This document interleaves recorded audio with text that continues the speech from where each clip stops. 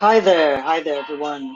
Good evening. I welcome to this CV writing and interviewing skills workshop, part of our career employability webinar. Tonight, our trainer Daryl uh, is going to be talking to you about um, writing proper ways of writing a CV, and give you some advice about how to interview or be interviews technically. Um, in a good.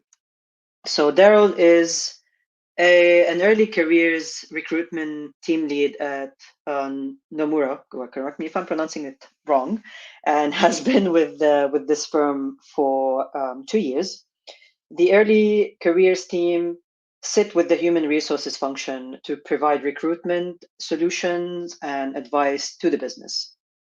So Daryl also leads on early careers diversity, recruitment, and strategy.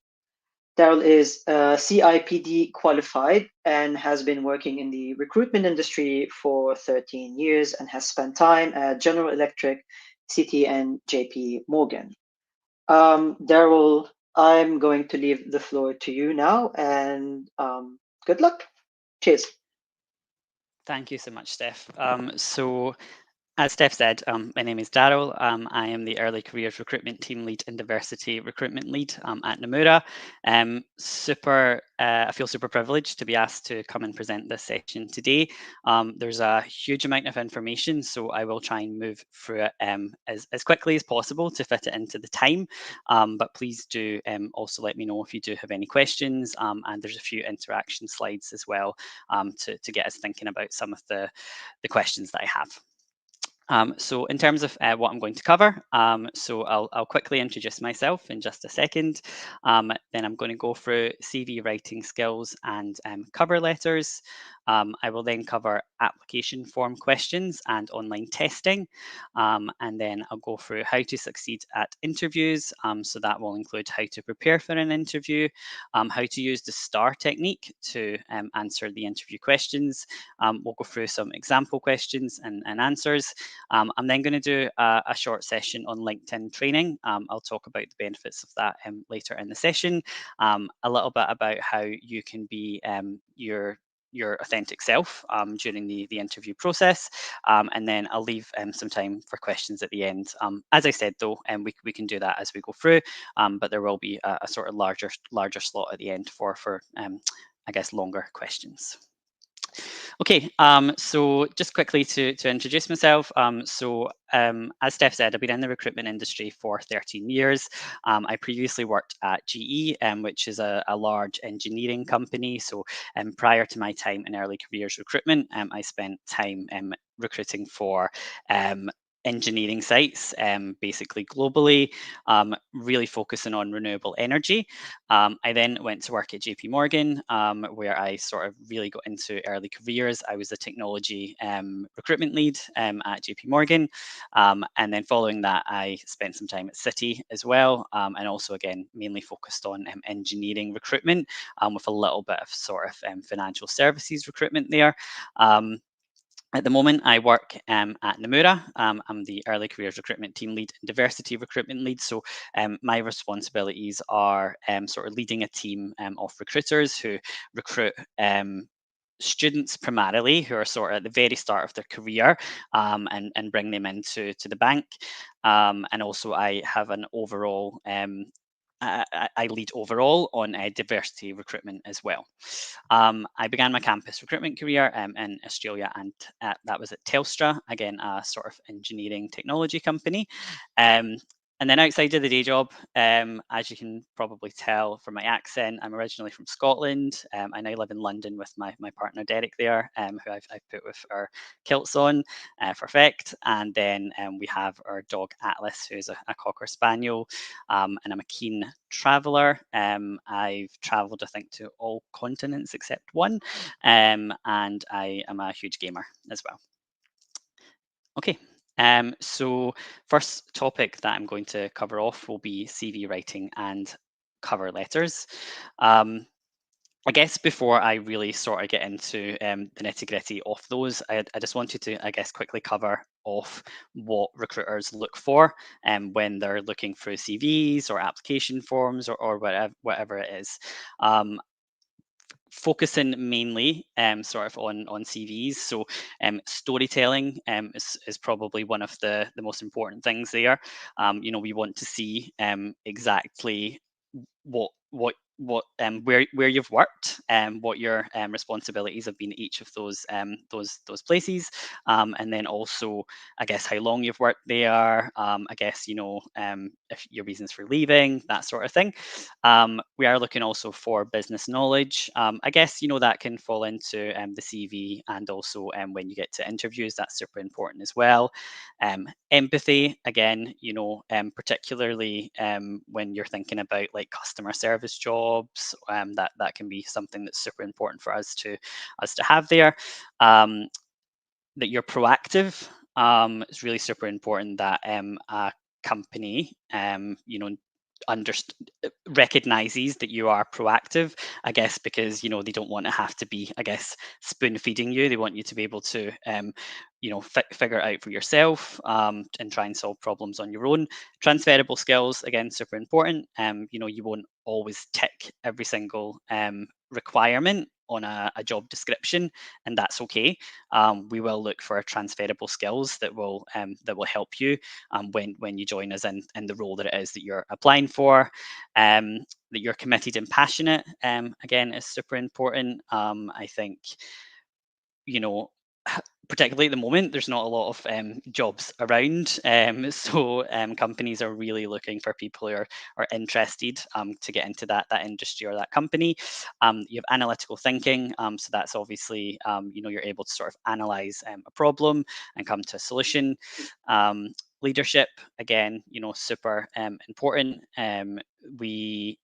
Obviously when you join a company, you'll have a manager. You'll not necessarily be in a leadership position, but it's still super important that you have leadership skills. Again, if there's a problem or that arises in your day, that you can take leadership of that particular problem and see it through to a solution. And then teamwork is super important. There's very few jobs out there where you wouldn't work as part of a team. So it's really important that a recruiter can see from your CV, can see from your interview that that's something you're comfortable doing. Okay, so huge amount of information here. I'll try and sort of cover it off as quickly as possible and give sort of examples. What should a CV look like? So a CV should provide a brief description of who you are, what you've done, and why you're the best person for the role. So I would personally lay my CV out in this way. You might mix it up depending on the type of industry or the type of role that it is you're looking to apply for. Like certain elements of this will be more important than others, but I think when you're looking at roles, when you're really sort of at the early stages of your career, this is how I would list it out. So I would begin with education, so include your school, your degree, graduation year. If you're studying at university, super important for employers to know when that is, so that they know when you're available. List any awards or indicate any significant things that you've been involved in. So that could be like any sort of like additional qualifications that you have. List any test scores like your GPA, and list any leadership roles that you've been involved in as well, whether it's a school or at university. So I guess that could be like head boy, like whatever it is. Then list your work history. So what I would say in terms of your work history is a lot of people, when they're making a CV, really fall into the trap of they write a little sort of punchy few lines about themselves. So maybe they'll say that they're a hardworking individual who's great at timekeeping, stuff like that. That's all great, but it really doesn't tell the recruiter a lot about you, because we see that quite a lot. So I would focus on the results and the achievements rather than the job description, and rather than anything. Like focus on what it is that you have specifically done and that you have specifically achieved. So if you don't, the and then sorry, when you're listing the different companies that you've worked at, sorry, you should also provide a quick overview if the company's unknown. And what that means is if it's not say a big bank, or it's not a big sort of retail company, or it's maybe a smaller company that you don't think the recruiter will necessarily have heard of, provide a quick overview of what that is anyway. Include jobs that show your ability to excel in the position that you're applying for. So try to think broadly with that. If you're applying for a role that requires sales experience, then it could be that you've worked in a call center, and maybe part of that role when you're working in the call center is to upsell. So therefore, that would include sales experience. Identify promotion. So if you've worked in a specific role, and then for the same company you've been promoted, make sure that that's really obvious. It shows that the company has thought that you were good enough at the role to be promoted. Focus on your accomplishments rather than the team's accomplishments. So again, a lot of people fall into that trap more at the interview stage than the CV stage, but of talking about we rather than I when you're talking about what you've done in an interview, or what you've done on your CV. So always talk about I, and then go from general specific. And what I mean by that is focus on specific responsibilities that you done, rather than, I guess, the overall picture, and focus on what it is you specifically done, and I guess how you got to the result. Also do include any voluntary and non-paid work, as that is equally as relevant. Put on the number of hours that you worked, what your responsibilities were, and also, again, your accomplishments. And then for your personal interests, I don't think it's necessarily wrong to include your personal interests, but I think when we are, and most recruiters will be looking for a CV, specifically if we're recruiting for a position that's maybe more of a junior position, and the candidates that are applying to that will maybe not have a lot of experience. I really wouldn't expect to see a CV that's any more than 1 page. 2 pages, the absolute maximum that I would expect. My CV is less than 2 pages, and I have been working for, I think, about 20 years now. So again, if you're at the early stages of your career, it should really be 1 page. So have a think about if there really is space for sort of personal interests. It's great to have personal interests, but are they relevant to the role, and are they worthy of the space that you're taking up on the CV? Is what I would ask myself if I'm struggling for space. For your CV, so just some do's and don'ts here. So do be positive and sell yourself. This is really the first opportunity that you have to interact with a recruiter. Accuracy is essential. Obviously, Microsoft Word nowadays can pretty much check grammar and can check spelling and things for you. So make sure that you do that. I always think it's good as well to get your CV checked by someone else. It's not always 100% foolproof using the systems that we have. Make sure that it's easy to read. So some people like to have wild sort of graphics and things on it, which is not necessarily wrong depending on the role that you're applying for, but I would say that's probably more suited to like a sort of design role or something like that, rather than another role outside of that sort of industry, where I would try to just keep it as simple as possible. Demonstrate the key and transferable skills, as I discussed.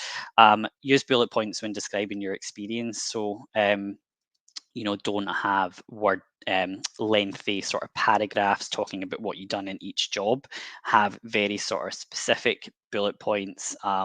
So if I'm talking about my time at Nomura, I would have my job title, and then my responsibilities might be interviewing. It might be working with stakeholders and listing the various levels of stakeholders, that sort of thing. Use strong verbs to emphasize the action. So what did you achieve? What was delivered? What did you organize?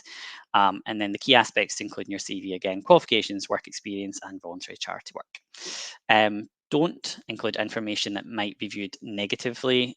So I think, I would avoid uh, I don't think it's necessarily wrong to put why you left a company on your CV, if you were made redundant or something like that.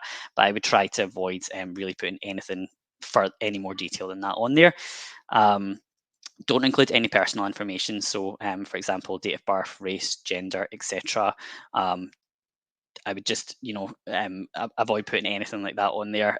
We'd like to hope that companies aren't discriminating against people, but let's not give them any opportunity to do so. Don't put those on there. Make your CV more than 2 pages long. As I said, 1 page really would be the target. Use too large or too small font. So 10 to 12 point is a good size, which is exactly the size that I've used on there. So you'll see it is quite small. Use extravagant font style and colouring your CV. Should look professional. And don't use long paragraphs or jargon. Again, it's going to be very industry specific. If you're applying for a job in tech, and you've been at university or college or whatever studying a technology course, then perhaps there's a little bit of an excuse in there to be able to put in some jargon, because the people that that are going to be reviewing your CV are going to understand it. But I would avoid it as much as possible. And then also, don't include a CV. I definitely think this is something that's becoming a little bit more common place to have a CV on, have a picture on your CV, but I would definitely avoid doing that. Again, back to the second point on the don'ts for that reason as well. It just avoids any opportunity for that to be the case. Okay, so this is a CV, CV example one. So I just wanted to get your thoughts on what you thought about this CV. Do you think it's good? Do you think it's bad? What do you think about it?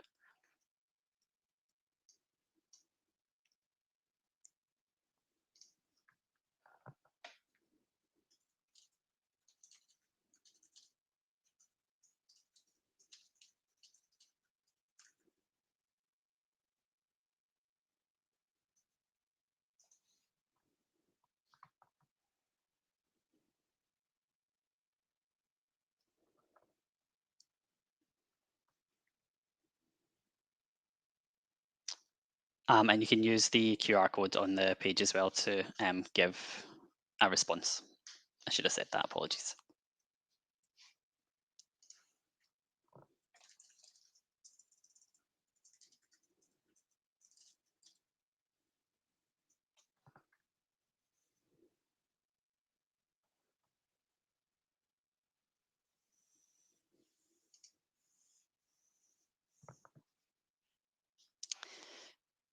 Okay, so thank you so much.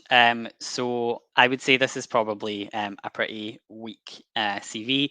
The reasons I would say that are that within the personal profile, it's very limited on what it is, on the description of the person. It does state that, I've been in the recruitment industry for 13 years. It does say I work in human resources, that I have a CIPD qualification. Mentions that I studied tennis, which is not really relevant, and that I've attended classes since I was 5 years old. Again, it's not really relevant to the role. I guess if you have limited space in your CV, there is an argument that could show your sort of commitment, because um, you've been doing tennis since you were 5 years old and still doing it.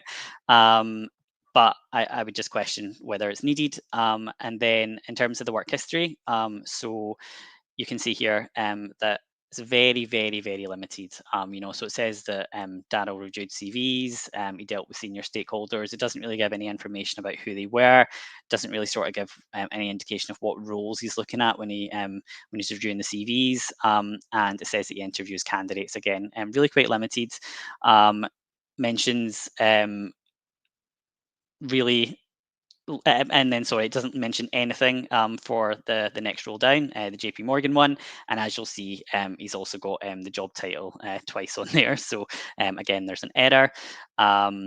And also he's provided references there. Again, not necessarily a bad point, but I would probably avoid putting references straight on the CV. They're something that could be provided at a later date. Okay, and then this CV, example number two. So again, if you can just give your thoughts on it using the QR code.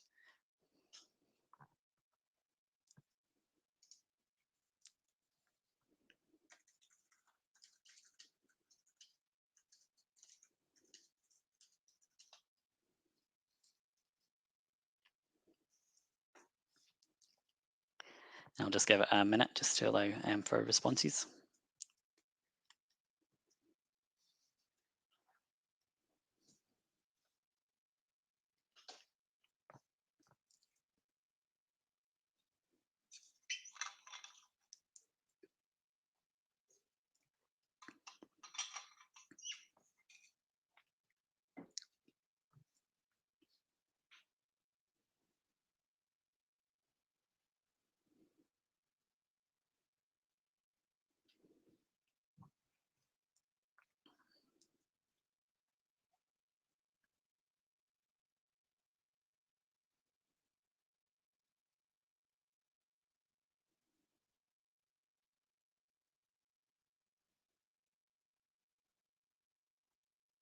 Okay, so this obviously a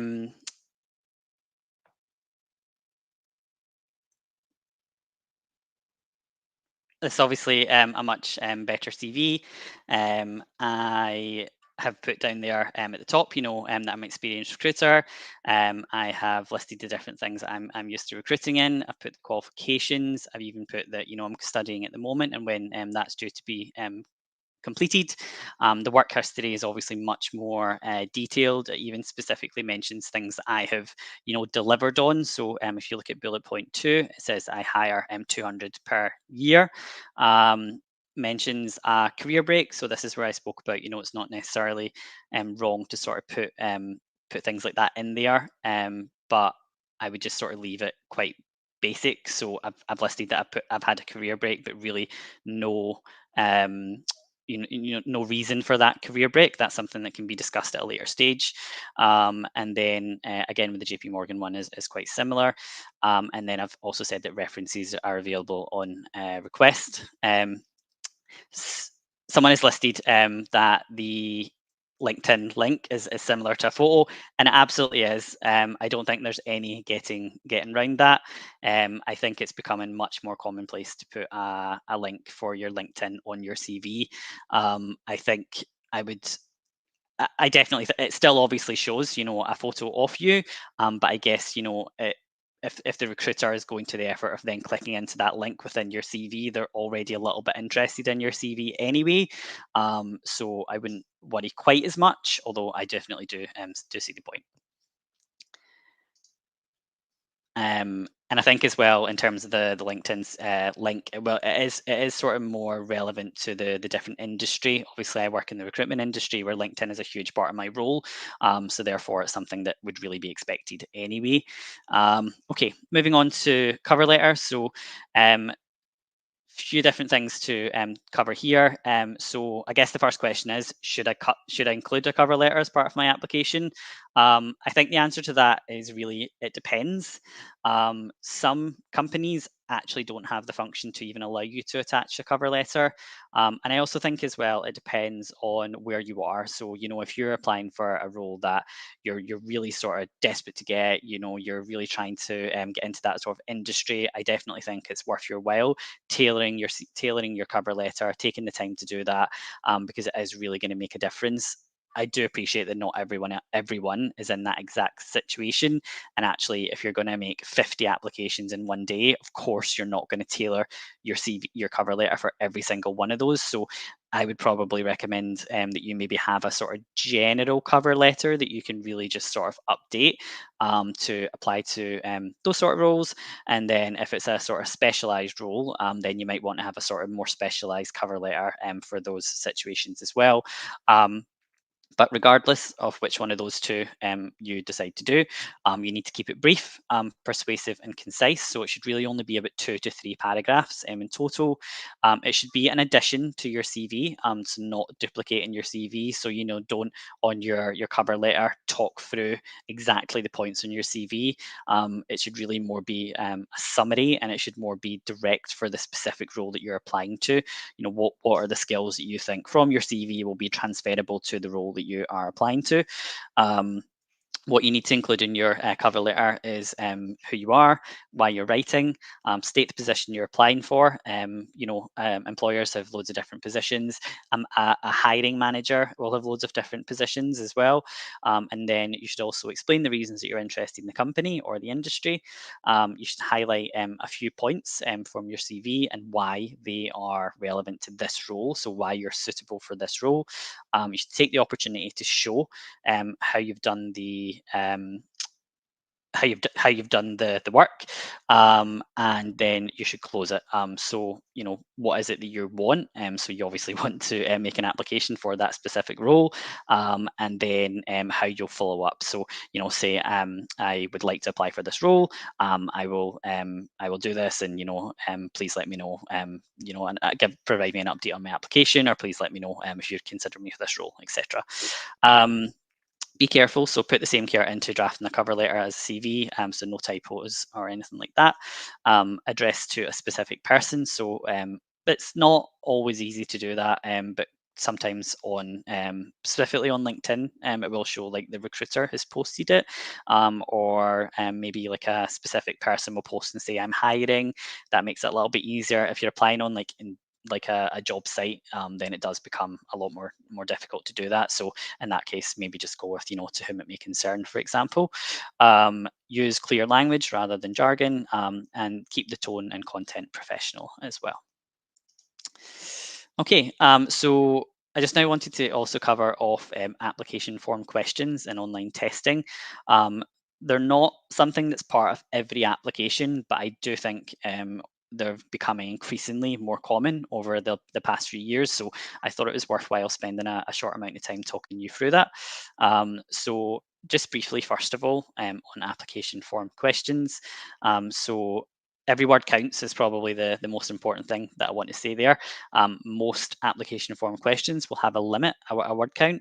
So make sure that you are making the most of every single word that you are putting down there. Application questions are assessed in conjunction with your CV. So when I have someone's CV up and there's application questions as part of the application process, I will usually have them sort of side by side, and I will check both of them for each of the candidates. And it can often be the deciding factor if you have two CVs that look almost identical, and then you have answers to specific questions, and one is really stronger than the other, then you would of course go for the candidate who has taken the time to complete those different questions and showed their understanding of the role or the industry or whatever it is the question is initially. So in the questions, make sure that you demonstrate your understanding of the business, that you show a genuine interest in the role or the business. Tailor your answers, so dependent on the role or the business. This is a place where you do really need to do that. And then tailor your answers to these questions, depending on the role and the business. Be aware of your word count, and go beyond the website as well. So what I mean with go beyond the website is if you're applying to a company, for example, and you're applying to a role working in sales, and that could be even going to work in a call center, maybe for like electricity supply company. You're going to be competing with other companies, right? Because they're also going to be trying to attract customers to move over to their electrical company. So, what I mean by go beyond the website is have a look at the different packages perhaps that company offers, but maybe also have a look at their competitors and try to work out who are the people you'd be in competition with, what sort of things do they offer, and then have that on hand for when you come to the interview, because it might be that you have to do a scenario, a role play exercise, or it might be that you're asked specific questions on that. Really sort of do a little bit of research rather than just checking the company's website, because you tend to find that sort of every applicant does. So you're trying to stand out. Please give three, and then some of the example questions, sorry, would be, so one would be like, please give 3 reasons why you have applied for this role. Again, 3 reasons in 250 words is quite difficult. So have a think about what it is that you really want to say before you put it in there and before you hit send. And then another one might be, discuss how you think the industry would change in the next 5 years. Again, 250 words, not a lot of time. Someone has asked, my dad said to use a white person name on my CV. Should I do this, or would it get me in trouble later? It absolutely wouldn't get you in trouble later. Personally, and this is my view on this. I can't say that this is every single company's and every single recruiter's view on this. It really doesn't matter to me what name you have on your CV. It's sort of irrelevant, really. I'm more concerned by your experience. The only thing I would say though is that obviously, if you're applying to most roles, there will be sort of some like background screening or reference checking or something. So make sure that you are at a later date providing that, so that then they have the correct information on file to be able to do those checks, because it's obviously going to differ from the name that you had on your CV. And it definitely is quite common where people do have different names on their CV than the name that they are using. Not, so yeah, it definitely wouldn't get you in trouble. Okay, online testing. So the top thing I would say about this is practice. So if you're applying, make sure that you do a little bit of research on the online test provider. Again, it's not always possible to find out who that is, but one usually easy way to do it is if you get sent a test, if you click on the test and then you look at the URL, the link on the top of the page, it'll usually contain the test provider within that URL, in which case you can then just search for them and do a little bit of research on what it is that they usually ask for. Usually these tend to fall into sort of the three categories there, so numerical, personality, and motion testing. And you can usually find some examples of tests online to practice. Give yourself enough time to complete the test, remember the deadline, make use of practice tests if they're offered. And then ensure that you have a good internet connection and quiet surroundings as well. Cannot stress that enough. And also, I think actually probably the most important thing that I need to see on this page, and this goes for every single stage of the recruitment process. I cannot stress this enough. If you require extra time or adjustments, request them. So if you require extra time at testing, if you require some extra time at interview stage, or you require any adjustments, maybe that is if you're doing a test, you require like extra large text or whatever it is. Please just make sure that you let the HR team and the recruitment team know as soon as possible that you require that, and that can be organised. Okay, moving on to interview skills. So first thing I just wanted to cover off is preparing for your interview. So as with your cover letter, it's super important before you go for your interview that you understand how the business works. So you need to do your research on the company. You need to explore their objectives. You need to explore their targets. Again, this is going to be really important for some roles, maybe not important for some others. But at the end of the day, if you do the research, you're just going to make yourself extra prepared, and there's no harm in that. Why does the company interest you? You can pretty much guarantee that's going to be a question that you're going to get asked at interviews. So have a really good think about why the company interests you, and sort of have an answer ready to go for that. Some companies will ask it in a slightly different way. So, I don't think, necessarily having the answer rehearsed is great, but have an idea, have some bullet points on why you're interested in that. Again, go beyond the website, super important, do your research. Understand the role that you're applying for. So, what is it about that specific role that interests you? Are there any particular responsibilities as well that interests you? It's very rare that every single responsibility on listed is something that you're super excited to do. But the hiring manager and recruiter will appreciate it if you've sort of gone and identified a few where you could really excel in. Read through the job description, identify experiences that demonstrate the skills or knowledge required. That's where, have a think about your previous experience. That could be, at work, it could even be at university or school, depending on where you're at, and think about what sort of experiences have you had so far that you can transfer into the role. Practice articulating each one, and ensure you practice these out loud to see how they sound, and use the STAR technique as a guide. And I've got some more information on that later. Know your CV, super important. I can pretty much guarantee you that whatever interview you go for, they will ask you to talk through your CV. So make sure that you know it, when you worked there, what your responsibilities were, and I guess, your reasons for leaving as well. And then think about the logistics as well for getting to your interview. So, if it's goes without saying, but if it's virtual, make sure that you are checking that you have the correct software, and make sure that your households are aware that you're doing the interview. You don't want your mum shouting on for your dinner's been ready, or your cat to walk over your keys when you're in the middle of doing your interview. Um, and then if it's in person, make sure that you plan the route, and make sure that you plan to get there ahead of time. So, don't plan to arrive there 10 minutes before the interview. Maybe try and arrive in the area like 30 minutes before the interview, and then you can get yourself prepared, and then you can walk into the building 10 minutes early. Is sort of what I would recommend, because at the end of the day, you don't know what's going to happen in that route. If your train breaks down or is delayed, then you're going to have to account for that.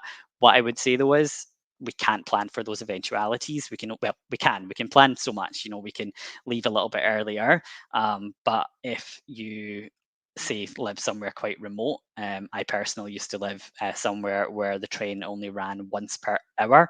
So if that train got cancelled, then I would absolutely miss my interview. So what I would suggest in that case is, if that happens, you just let the recruiter, you let the HR team know as soon as possible that that's going to be the case, and I'm sure they'll be understanding. And then just some interview tips for before your interview. So again, make sure that you test the technology. So make sure that your webcam, your speaker, your internet connection is all working. Plug in the laptop, because you don't want it dying midway. If you lose connection, do not panic. Just log back in and continue as you were. It happens all the time. I really I can't emphasize how often it happens. It happens to me probably daily, because I interview quite a lot. So don't worry about it. And I've sort of listed again there, ensure you arrive early, just to sort of emphasize that. Wear professional attire. So again, it's going to really depend on the role that you're applying for, how professional that needs to be. But my guide on dressing professionally is always overdress. So if you're really unsure of what the dress code is at the company that you're going to work for, then I would sort of wear like the smartest thing I've got, because you can always when you join the company, not dress as formally as what you did at the interview, but you can't really go the other way. And unfortunately, I guess we still live in an era where that is something that will be judged. Have a notebook and a pen to hand. Always super important to sort of take some notes. I often do that. It's a lot easier when you're doing it virtually, but if I'm being interviewed, I'll take some notes, so that if questions come up whilst that's happening, I can then ask them at the end, because doing an interview is a stressful situation, and you are likely to forget if you don't list that down. And then during your interview, be aware of your body language and make eye contact as much as possible. I think, again, don't sort of panic too much about that. It's really difficult, particularly when you're doing it virtually. But I guess try as much as possible. If necessary, take a moment to think about your answer and structure it well. So when I'm interviewing candidates, I would much rather that someone just took a minute to answer the question. Just said to me, can I have a minute? Took a minute to answer the question rather than diving into it and giving a poor answer. I would rather they took the minute, thought about the answer, and then provided a good answer, because, realistically, that's how it works anyway. When you join a company, it's very rare that you'll be asked something and you have to do it, or you have to respond within a minute's notice. Everyone usually has a bit of time to think things through. If interview questions are designed to find out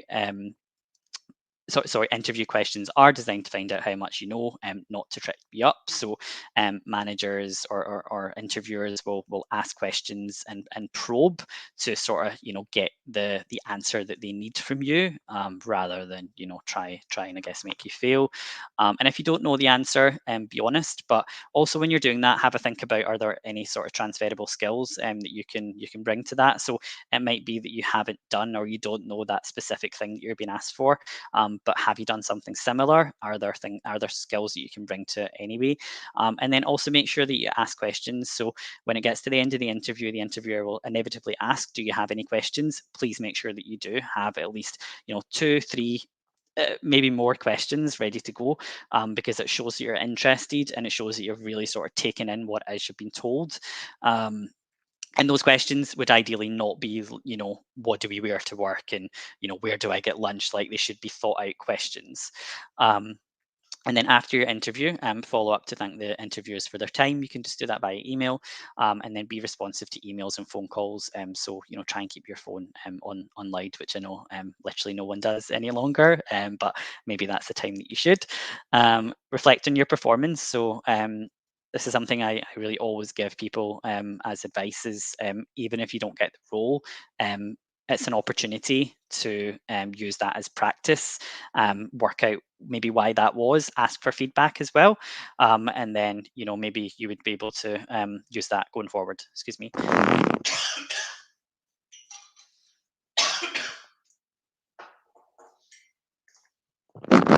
Okay, so just wanted to quickly cover off some key themes when it comes to interview questions.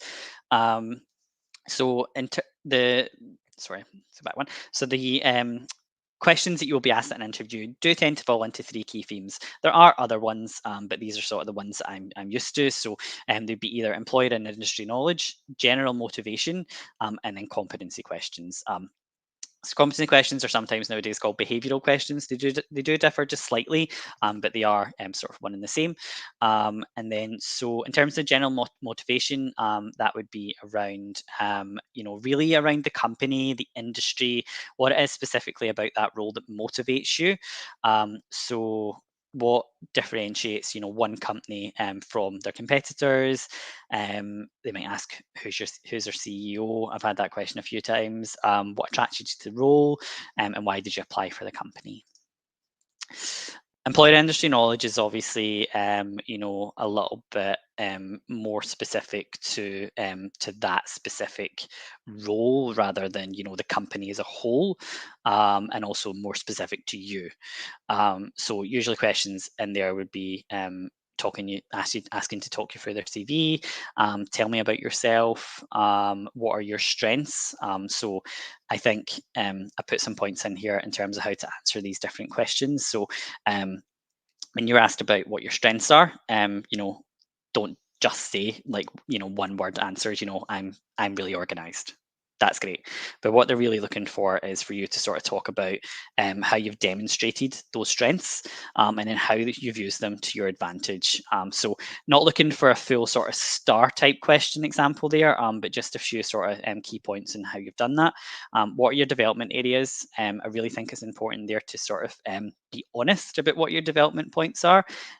Sometimes people try to, I guess, spin it. And I've heard I'm too organized, and I get stressed out when things aren't organized. That that is a development area in a way, but it's not really something that you truly need to develop on. So I would think about what are your true development areas. It might be something that you need to learn. It might be a specific. Maybe you want to get better with public speaking, for example, and then just talk about how you have learned from that. Do you know how you're going to develop that? And then you could also maybe talk about some previous development points you've had and how you've managed to overcome them, and how you're going to use that to then overcome this new development area. And then what is your proudest achievement? So try to keep that professional, and try to be relevant to the role as well, if possible. It's not going to be possible for everyone. And then I've also had some questions where it's, why did you choose that university or degree? And tell me something that you can't see from your CV. Okay, and then competency questions. They tend to be more looking for an example specifically, and I'm going to talk about the STAR model in just a second. So one of those examples might be, can you tell me about a time you've had to make a difficult decision, you've had to meet a deadline and you haven't, or when you've had to deal with a particularly difficult stakeholder or customer. And really how we or how I would recommend that you look at answering those specific questions would be by using the STAR model. The really good thing about the STAR model is if you follow all these different steps, it should really help you fully answer a question. The interviewer might still have questions following that, but of course, that doesn't necessarily mean that you haven't fully answered it. It just means that they want to kind of get a little bit more information. So I'm hoping that people have sort of heard of the STAR model before, but I just want to spend a little bit of time talking about it. So S stands for situation. So what you need to do there is set the context for the story. So for example, a customer called to the store to check if an item that they had ordered to be delivered to the store had arrived. The item was due in yesterday but had not arrived, and they would be unable to come into the store again this week. So there's your problem. And then the task, T for task, would be what do you need to do to solve that problem? So what was required of you? So it was my responsibility to let the customer know, but also provide a solution so it didn't reflect badly on the company and we didn't lose the customer. Okay, so you've recognized what it is you need to do, and also I guess what the effects might be if you don't. Then the activity, so that is specifically what it is that you are going to do, and this is where a lot of people do fall into the trap of talking about we. So maybe it was as a team, you did come to the solution for that customer, but what the interviewer is looking for is what part did you play in that team. So therefore, really focus on I when you're answering these questions. So the activity would be what you did and how you approached it, what skills you used. So for example, when I checked the order had unfortunately got lost in transit, I spoke to the customer and let them know that unfortunately the order had not arrived yet. I let them know that as soon as the item comes in, I will call them, I'll reorder this for the next day's delivery as well.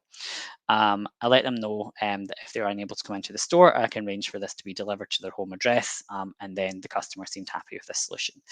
And then the result is where you really want to focus on, what was the actual solution that was given there, and what was the result of that solution. So how well did it play out? So for example, you would say the customer did not get the item on the day they expected, but they understood the situation, and they were happy that a solution was provided.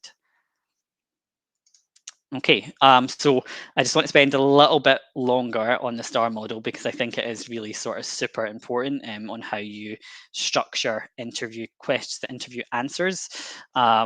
So just want to introduce the character here, so that we all are on the same page in terms of what it is that this particular customer service advisor has is applying for.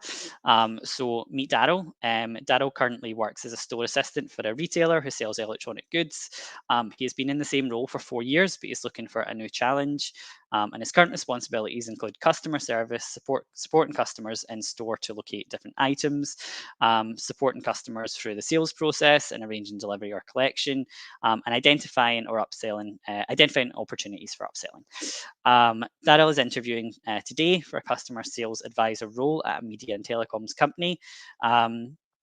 Daryl's role is to take inbound calls from customers who want to make changes to their packages, so their TV packages, and he also has to have conversations with customers to discuss their needs and also identify opportunities for upselling. So, just going to have a think about two specific scenarios that Daryl would, likely be asked at the interview for this new job, and how he might go about answering those questions.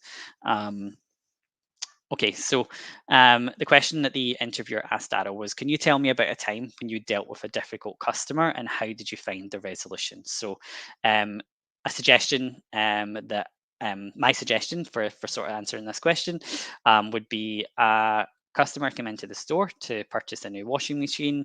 They checked online and the website said it was in stock. Unfortunately, this was incorrect as we did not have it in store. I initially let them know. I'm using this specific example because this exact scenario happened to me very recently. I went into a store, didn't have it in store despite the fact it said on the website. I didn't get very angry, but this customer did, as they traveled a long distance to the store and they wanted this delivery to their home for free. So what was Daryl's task here to try and resolve that for the customer? So it was my responsibility to let the customer know, but also provide a solution so it didn't reflect badly on the company, and we didn't lose the customer. I also wanted to identify any other opportunities during the customer interaction. so that's what he needs to do. And then in terms of what he did do, so I checked our stock database to find out if any of our stores had the item in stock.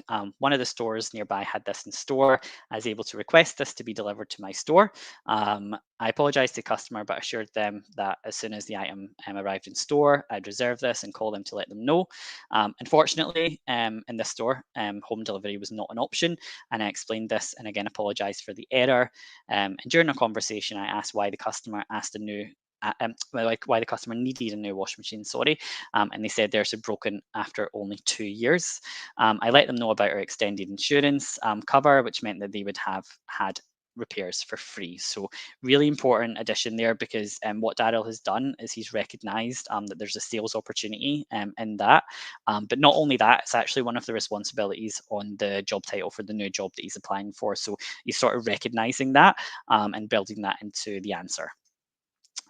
Although the customer did not get home delivery, they were happy with the solution I was able to offer. They left good feedback on our website. In addition to this, they decided to purchase the extended insurance cover. Okay. Example question 2. So this is again a very common interview question. So it is describe a time when you collaborated with a peer to solve a question. Should actually be solve a problem. Apologies. A question or a problem. I guess they're very similar, but problem probably sounds better. The situation. An example of this would be when I was asked to come into the store early for the annual stock take. This meant checking all of the items in the store and logging these to ensure that our stock was as expected on the system. It was discovered that we were missing 20 flat screens TV, which we did not expect. So Daryl is obviously, worried now that that the store is missing all of these TVs. I'm sure they would have cost a huge amount of money. He wants to try and get this resolved. So, what is his task? So, he said it was my responsibility to find out where the missing stock had gone. It was normal for stock to be moved around the store, and therefore that was where I decided to start. This would be a huge loss of profit if the stock was missing. What was his action to try and locate where the stock had gone? So Daryl said, first, I called our distribution centre as they're responsible for deliveries and also control stock being collected and delivered to our stores. I spoke with a colleague there named Fiona. I worked through each serial code in order to establish where the stock had been taken or if indeed it was truly missing.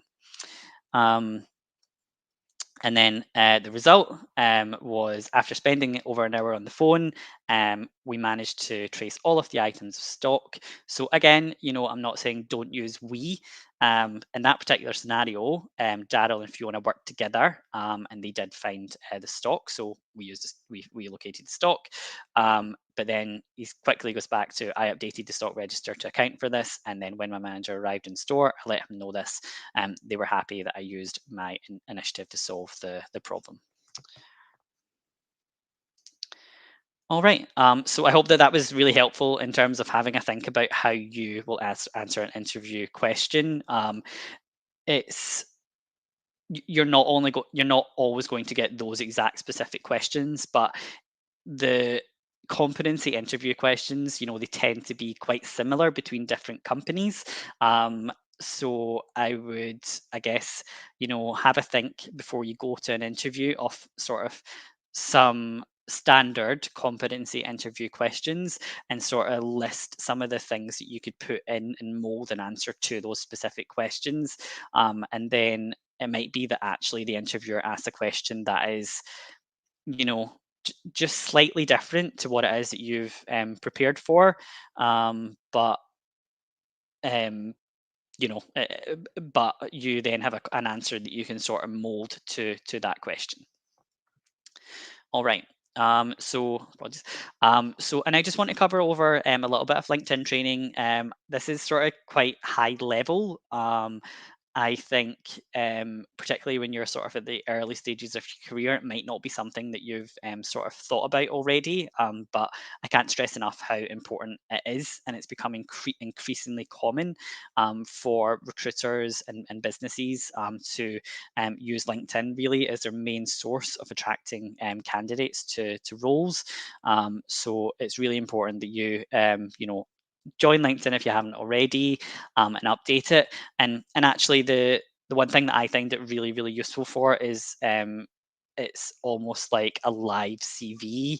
And it might be that, I'm filling in an application form, or I'm just trying to, remember like where I was at a specific time. And I can just quickly like look at my LinkedIn and be like, okay, I was working there, so I must have been doing this. It's really helpful. I can't stress that enough. So just wanted to cover off some points here. So what is LinkedIn used for? So LinkedIn is used to replace. Well, this is it shouldn't all appear at once. It should appear step by step. So apologies. So the question was, what is LinkedIn used for? Is it to replace needing a physical CV? Is it to entice recruiters to reach out to you and avoid making job applications? Or is it to connect you with the widest professional network combined with a live CV? What do you think?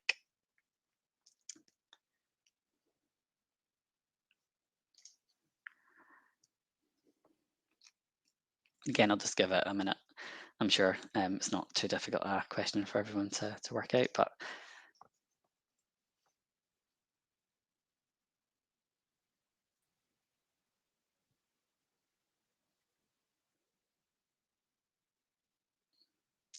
okay. Yep. So exactly. So the purpose of LinkedIn is to connect you with the widest professional network, and it is to be combined with a live CV. As I said, that's the main reason that I use it.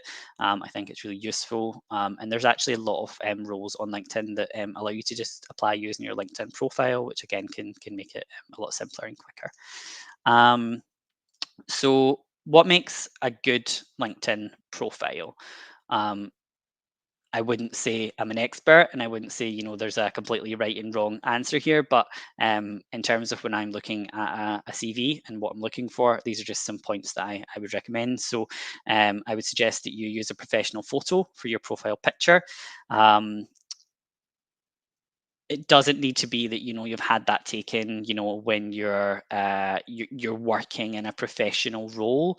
What I would suggest is maybe just putting on a shirt or putting on something smart and taking a photo against like a white sort of backdrop, and then putting that on your LinkedIn. I do often see pictures on there of people on nights out, and they've cut out their picture and stuff like that, which kind of looks a bit unprofessional. I would just recommend then getting a professional one. And I would also suggest using a banner on the back. So at the back of the picture, there's a banner, and you can choose what you want to put there. And I would also suggest using something relevant there to what it is you're using LinkedIn for. So something I guess just as a suggestion might be that as if you're looking for a role in London, sorry, then maybe have a picture of London on the back the banner. Or if you're working in a specific industry and you think that's relevant, then put that on there. I used to have a wind turbine on mine when I worked at GE because that was in renewable energy. So that's the sort of thing I would suggest. A lot of people don't know this, but you can actually edit your personal URL and add this to the top of your CV. So mine's is Daryl Recruitment rather than just a bunch of numbers. Include all your transferable qualifications and achievements. And then use descriptive bullet points on here to provide context to your relevant work experience. I don't think that your LinkedIn necessarily has to be like a duplicate of your CV, but it should be pretty similar, and it should show what it is that you've done, because it is a professional network. Recruiters will look at that if they're looking for specific people for jobs. And again, really focus on here. Because again, you're probably not going to put everything. You're going to keep it quite limited to what did you achieve and how did the organization benefit. Okay, so what do we think of this LinkedIn profile? So again, just going to point out some issues with it. So you can see there that a professional photo was not used. That's me up in the Highlands in Scotland. Um, Beautiful photo, but it's not particularly professional. The work experience, it doesn't say how long I've actually worked there. It just says that Nomura full time. And then in actual fact, it says that I'm still a brand ambassador for EY, and I've been doing that for 2.5 years. But it now seems like I'm working at Nomura as well. So I guess what is true. So I need to make sure that that's up to date. There's no background photo at all. And then there's no information on my course, so it doesn't say what I'm studying at the University of Edinburgh. It doesn't say when I was studying there. Am I still a student? Does it could be anything. And also there's only one skill added, so it just says interviewing when I could have a lot more in there. And recruiters can actually use the skill section to find you. So if someone is looking for someone who's if a recruiter is looking for someone who has a particular skill, they can use LinkedIn to search for that particular skill. And if you don't have it in there, then it'll make you a lot harder to find. And then just one other tip that I would suggest. This is not something that you need to do, but if you're really sort of looking to make yourself more visible to recruiters on LinkedIn, I would suggest in your header. So just under your name, there's like a sort of header. And most people will just have their current job title and the company that they're working at, but I would suggest not having that, and I would suggest changing that to include different skills that you have, because again, when a recruiter is looking for specific skills, it's going to make you much more findable.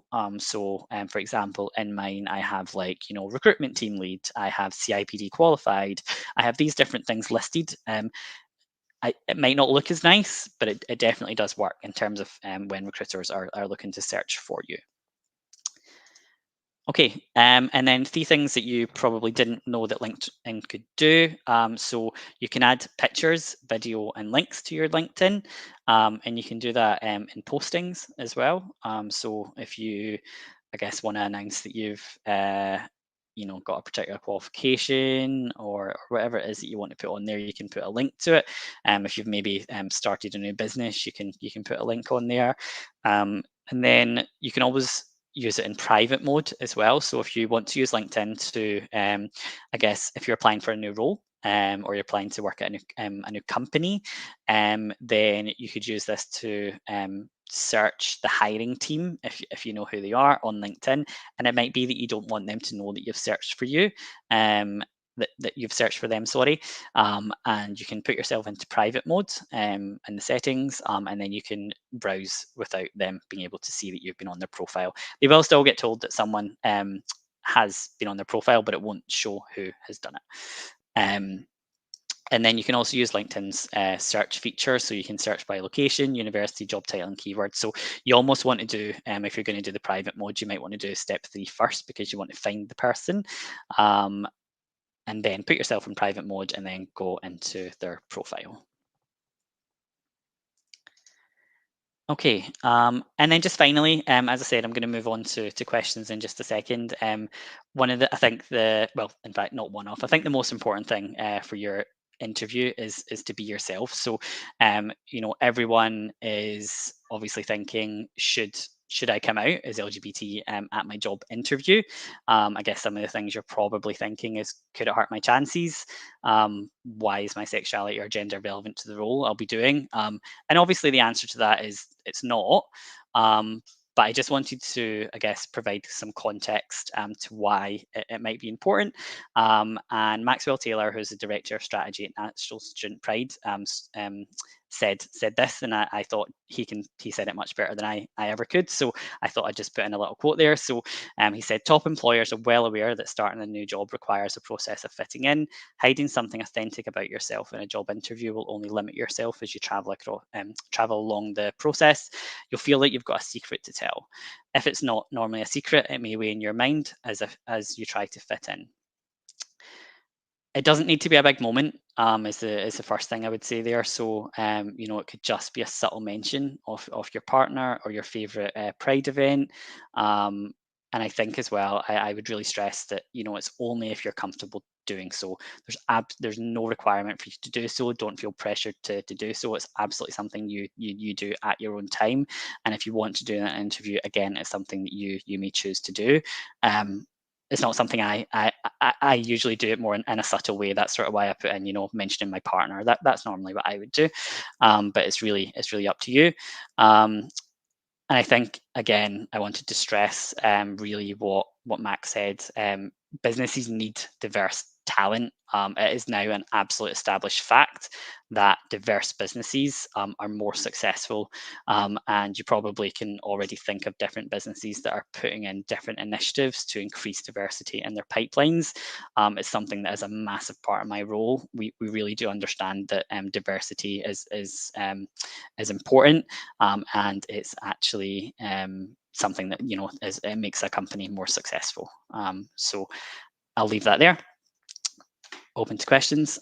So if anyone does have any questions, I'm just gonna hang on and let them come through.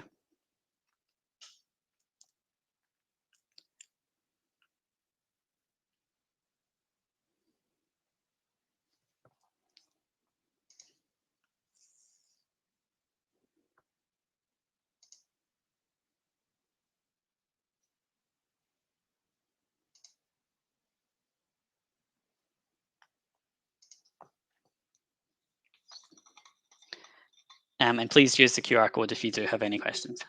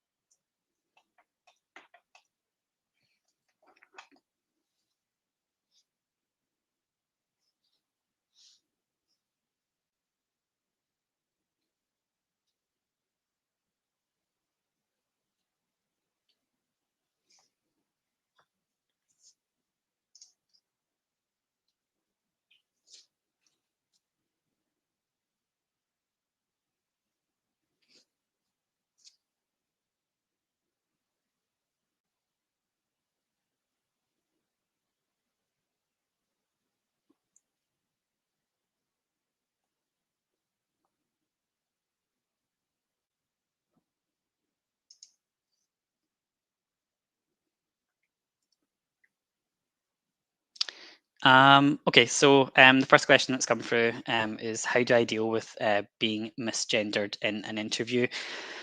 I suppose there's probably two answers to that, really. I think it really depends for me on whether that misgendering is intentional or not intentional. Of course, I think if it's unintentional, the best way to sort of respond to that would be to educate the person. So I think at the absolute earliest opportunity, I would intervene and let them know that that's not actually how you prefer to be known, and let them know, and then that allows them to then correct that going forward.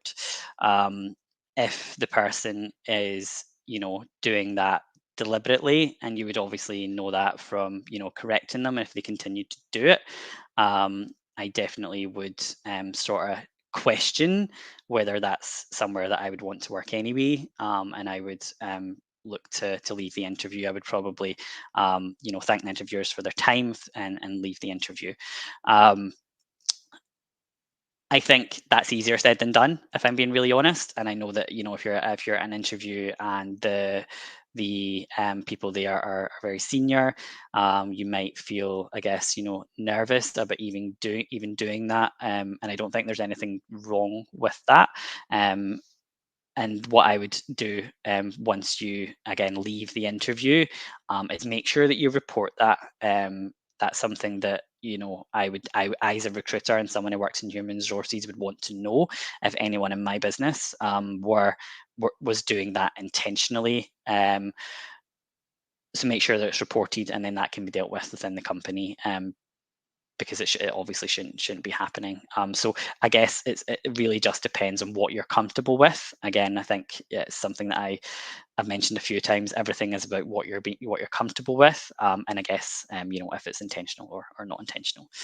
Another question is, how do you demonstrate skills for someone who's good with actions but not with words in an interview? In other words, how can I sell myself when I'm better at doing things and not talking about them?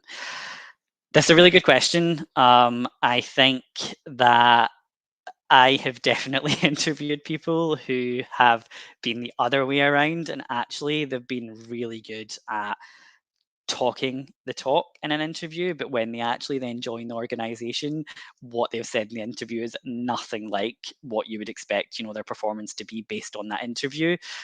So if you ask me which one of those two I would rather have, I would absolutely rather have someone who maybe wasn't so great at the interview, but actually then came in and performed. But I appreciate that, the interview is the selling your piece, and therefore that can be quite difficult. So I would really, I think my advice for you is that unfortunately you're probably going to need to practice a whole lot more than someone who is just naturally good at being interviewed. The good thing is though that if you're a doer, you've probably actually got a lot of loads more examples to provide at interview than what someone who just talks the talk has got. So really you need to spend the time and think about different examples that you can mold into these different example star models. I know it's super embarrassing, but maybe get one of your friends or family members to practice that with you, to ask you some questions and work on how you would answer those, because you need, I guess, to be able to step up to that in that interview, because it's going to be really difficult otherwise. But I think though, even if you are struggling a little bit with that, just because you're a doer, you will have those examples, and that will really help you in an interview. And hopefully, the interviewer will be able to decipher what it is, that you're saying, and put that together, and then they'll be able to, I guess, understand where you're coming from, even if you're not necessarily, a talker, you're a doer. If I'm an international student worker on a graduate or work visa, does that necessarily put me at a disadvantage automatically? Is it worth me mentioning the period of my permanent residency in the country? So a lot of applications ask for this. When you make an application, a lot of companies will already ask for that. So I guess, if they ask for it, I would definitely mention it, because you don't want it becoming an issue later on, and actually there'll be a trust element in there if you haven't answered it earlier. But unfortunately, it does mean that there will be some jobs that you won't be considered for, because there will be some jobs that companies will only hire people into who already have the right to work. That being said, that's definitely not the case. If you're on a graduate visa, most sort of large companies will help with getting sponsorship in the UK. So either way, I think, if you don't put it down and it comes out later on, there's a trust element there. So always mention this. Whether it puts you at a disadvantage or not is going to depend on the company. And I guess also as well, recruitment, there is a luck element as well in that too. If you any job that you apply for, it does just depend on who else applies for that too, and that sort of depends on what makes you more competitive than the others. So yeah, please put it down. Are there keywords or concepts interviewers usually look for when interviewing, or are they usually waiting to be surprised and challenged? I definitely wouldn't say surprised. I think it really depends on the role, and what I'm looking for. So I have a wide breadth of experience. I've recruited for finance roles. I've recruited for tech roles. I've recruited for engineering roles. That has been from a student administrator up to a managing director, or a board member. Like, I've really sort of done the full breadth, and I think it really, really super depends on the role. If we look at people sort of early in their career, I think sort of the most important things that I'm really looking for there is transferable skills. I think what I'm looking for as well is again back to the star model. I want someone to really answer that question that I'm asking without me having to ask too many follow-up questions, because by doing that, it shows that you've understood the question.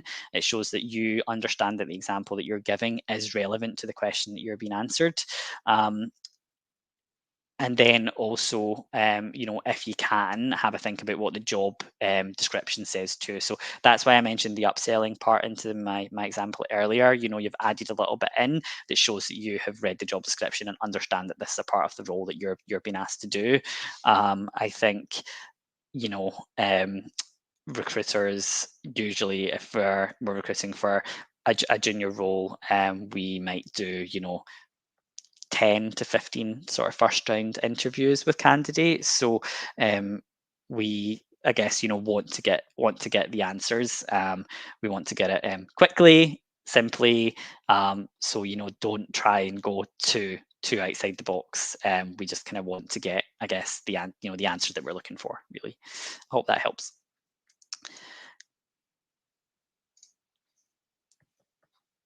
And again, I think, sorry, I missed a part on that. The keywords element of it depends on the role. If you're applying for a sales role, there'll be elements in there. Applying for a tech role, there'll be elements of the tech role that you're applying for where that will be important. There will be keywords, but I don't think it's necessarily important for all roles. And also, it comes back to the jargon element of it. It depends on what level of the recruitment process you're at too, because if you're applying for a super tech role, or even like a sales role, it might not be, the recruiter might not really understand those concepts. So if you're being interviewed by the recruiter, I would probably stray away from going too deep into concepts or using keywords, because they won't actually know whether they're right or wrong, and that might be a little bit off-putting. And also, when you join the role, you will speak to people who are not from within that industry or team that you're going to have to when you're going to have to sort of, I guess, make it simpler for them.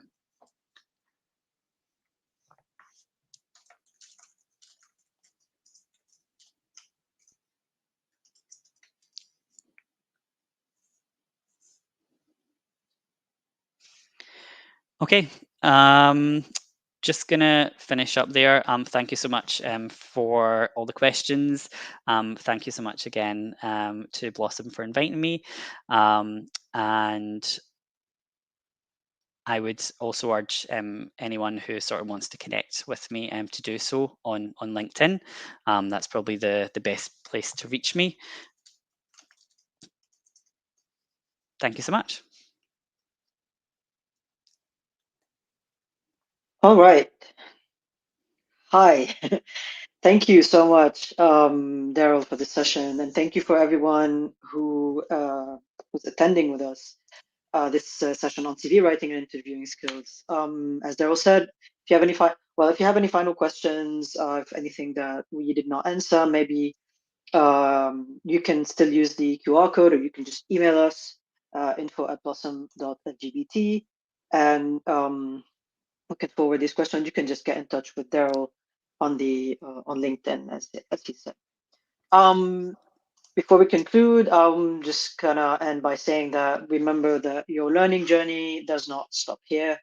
So please feel free to reach out with any questions, and keep an eye out for our upcoming events.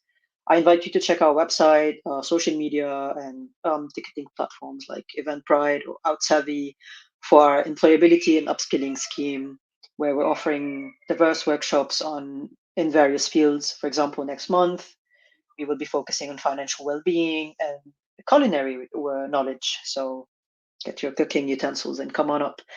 I'd also like to highlight our mentorship scheme for LGBTIQ youth. We provide support for personal and professional growth. So whether you're interested in being a mentor or a mentee, also reach out for us. Reach out for more information. I'd like to thank the National Lottery Community Fund for supporting this scheme and making today's session possible.